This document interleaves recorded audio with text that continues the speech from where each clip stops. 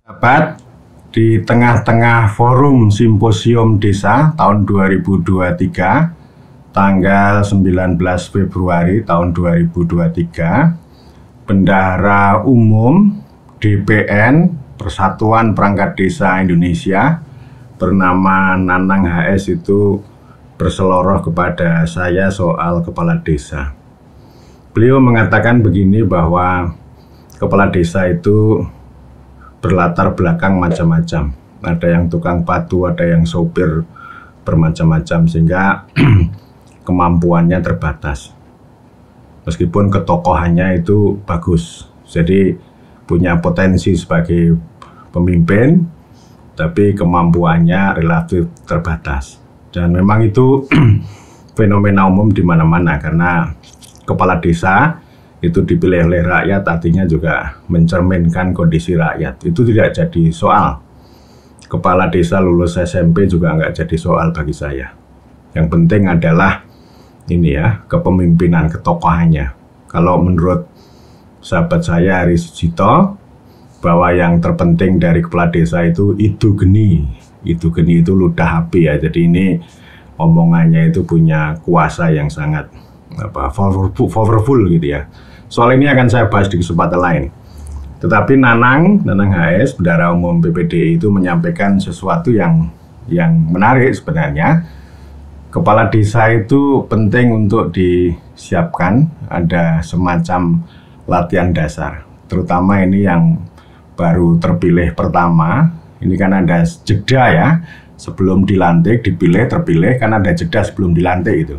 Nah itu perlu dibekali, perlu disiapkan dengan Diklatsar, pendidikan dan latihan dasar kepala desa. Yang ini belum jalan, sejauh ini belum jalan, dibiarkan begitu saja.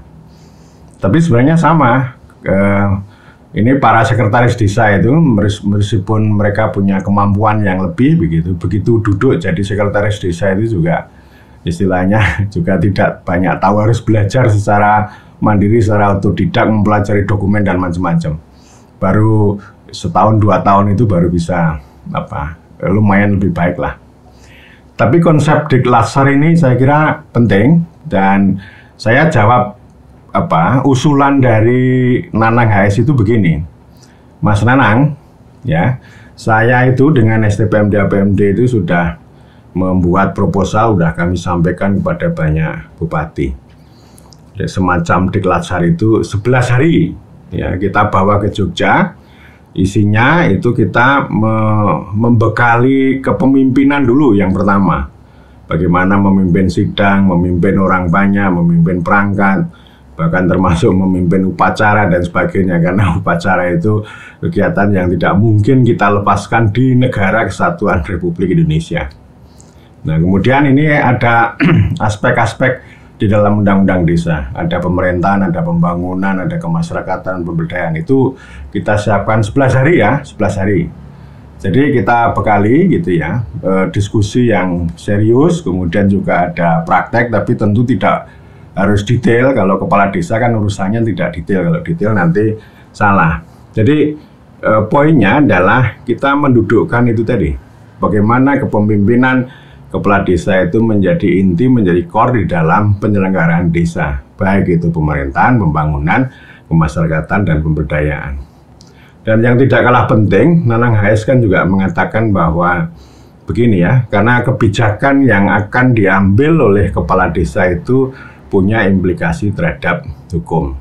Ya, jadi karena itu ini menjadi penting. Jadi ada norma ya, ada norma yang penting untuk kita pelajari. Jadi maksud saya begini, ini ada tiga hal yang perlu kita suntikkan. Yang pertama itu soal politik nih ya. Politik itu penting ini, karena memang kepala desa ini kan jabatan politik. Politik itu apa? Politik itu ya aspirasi masyarakat setempat atau aspirasi rakyat gitu ya. Kemudian ya kehendak itu tadi, kehendak kepala desa. Karena dia untuk menjadi kepala desa itu kan punya visi misi, atau gampangnya ya janji politik lah ya. Nah agar janji politik itu tidak ngawur, istilah umumnya, ini penting untuk kita kelola dengan baik ya. Jadi selain politik ini sebagai sumber, sebagai dasar politik ini Yang kedua etik ya, etik itu penting. Etik itu soal ini sebenarnya bagaimana soal ilmu pengetahuan. Ya, karena itu ini nomor 2 ini, bukan saya taruh pertama. Jadi politik itu bagaimana menerjemahkan, mengelola politik. Politik dalam pengertian aspirasi sama kehendak kepala desa. Ya. Kemudian yang ketiga baru norma, hukum. Ya, hukum itu penting, hukum itu koridor. Ya. Agar kepala desa itu punya kepentingan, ya, punya pengetahuan, ini kita ada koridornya nih. Hukum itu koridor. Baru kemudian yang keempat ini soal administrasi ya. Nanti administrasi tentu kan tidak semata-mata ditangani oleh kepala desa, tapi paling tidak tahu lah. Yang sering saya katakan ya, kepala desa itu penting prinsip-prinsip dasar tentang politik, tentang kebijakan, tentang manajemen, tentang administrasi keuangan ya. Jadi administrasi keuangan itu misalnya begini, sekurang-kurangnya APBD desa itu kan ada pendapatan, ada belanja, ada pembiayaan. Nah ini kan ada maladministrasi, kadang-kadang ada maladministrasi. Misalnya ini invest 300 juta untuk BUM desa, ya.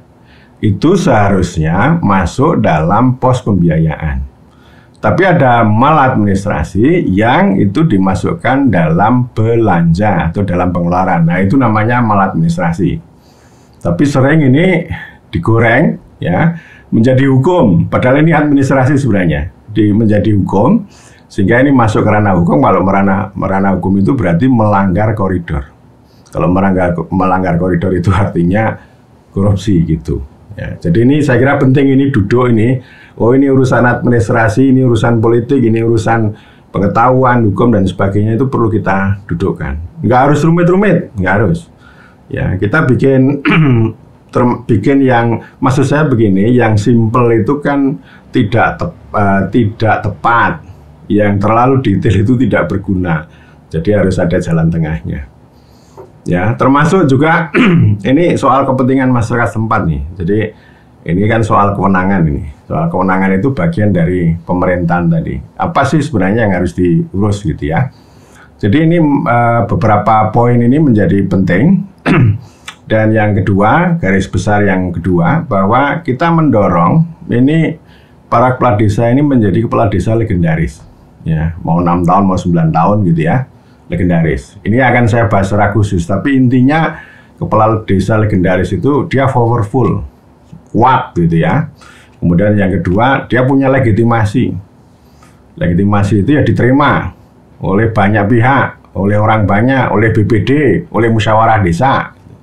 Lalu yang ketiga itu punya legacy, punya warisan. Apa sih selama 6 tahun berkuasa itu begitu. Nanti ini aja nih, kan ini sering banyak kritik ini, berjalan apa adanya, taken for granted, ya sesuai kebiasaan lah. Jadi ini menjadi penting. Nah ini yang disebut dengan reformasi nih.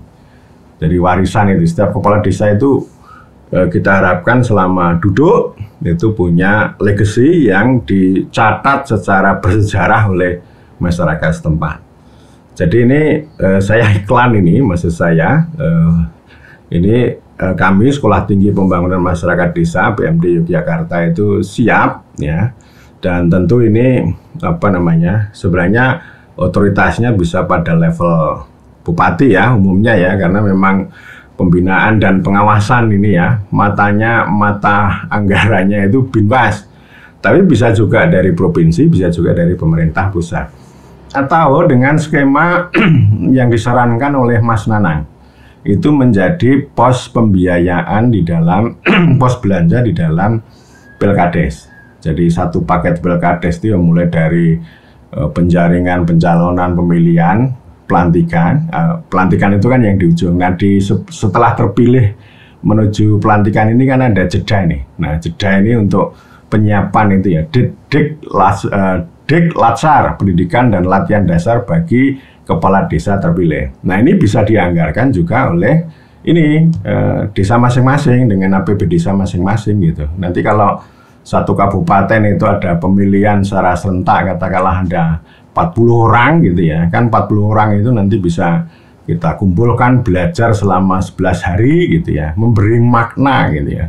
bahkan juga melakukan ideologisasi gitu ya. Bagaimana manifesto kedaulatan desa itu bisa kita wujudkan sehingga kita harapkan kepala desa itu menjadi kepala pemerintah dalam arti yang sebenarnya, menjadi pemimpin rakyat yang melayani rakyat dan memakmurkan rakyat. Matur nuwun.